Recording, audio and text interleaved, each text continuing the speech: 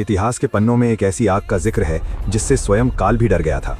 एक ऐसी अग्नि जो न लकड़ियों से जलती थी न हवा से, वो जलती थी विनाश से। इसे रोकने की शक्ति न इंद्र में थी न वायु में। जब पूरी सृष्टि जलने वाली थी तब एक देवी ने वो किया जिसे सुनकर आपकी रूह कांप जाएगी। महर्षि औरव के क्रोध से पैदा हुई थी वड़वाग्नि। ये साधारण आग नहीं थी, ये कॉस्मिक फायर थी जो ब्रह्मांड के सारे जल को सोखकर उसे राख बनाने के लिए निकली थी। देवता थर थर कांप रहे थे। ब्रह्मा जी ने कहा इसे केवल समुद्र के तल में कैद किया जा सकता है।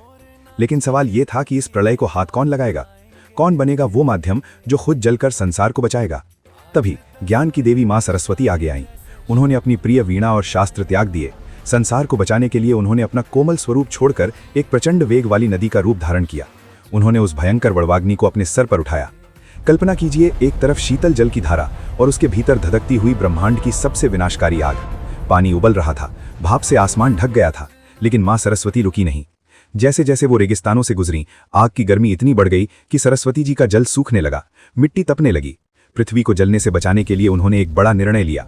वे अंतः सलिला हो गईं, यानी वे जमीन के ऊपर से गायब होकर पाताल के रास्ते नीचे बहने लगीं ताकि धरती की ऊपरी परत सुरक्षित रहे। उन्होंने खुद को झुलसा लिया, लेकिन प्रकृति पर आंच नहीं आने दी। अंत में उन्होंने उस आग को समुद्र के वड़वा मुख में ले जाकर विसर्जित किया। आज हम उन्हें सिर्फ विद्या की देवी मानते हैं, पर याद रखिए वो इस संसार की सबसे बड़ी रक्षक भी हैं। ज्ञान का असली अर्थ है खुद को मिटाकर भी सत्य और सृष्टि की रक्षा करना। दोस्तों, आज भी भारत के भूगोल में सरस्वती नदी एक रहस्य है। वैज्ञानिकों को सैटेलाइट से जमीन के नीचे एक विशाल सूखी नदी के निशान मिले हैं। क्या आपको पता है कि आज भी सरस्वती नदी किस पवित्र स्थान पर जमीन के नीचे से आकर गंगा और यमुना में मिलती मानी जाती है? उस जगह का नाम कमेंट्स में बताएं। देखते हैं कितने लोग अपनी जड़ों से जुड़े हैं। अगर मां सरस्वती का यह बलिदान आपके दिल को छू गया तो कमेंट में जय मां सरस्वती लिखें और इस वीडियो को हर सनातनी तक पहुंचाएं। ऐसी ही अनसुनी कहानियों के लिए हमें अभी सब्सक्राइब करें।